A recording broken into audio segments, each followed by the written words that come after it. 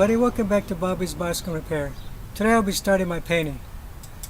What I got here is a Hunter Green Gloss.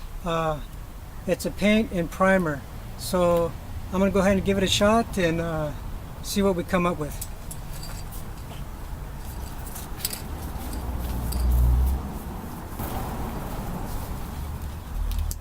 First thing I'm going to do is wipe down the frame.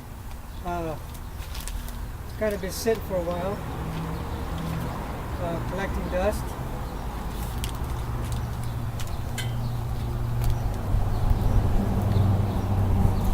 Just going to paint up front here just to see how it looks.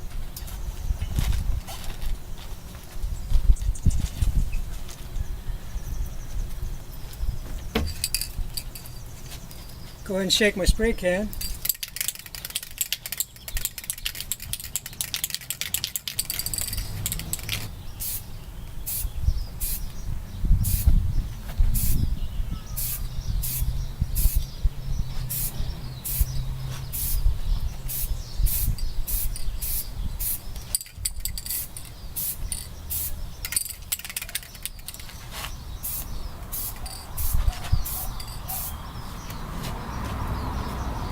It already looks pretty good.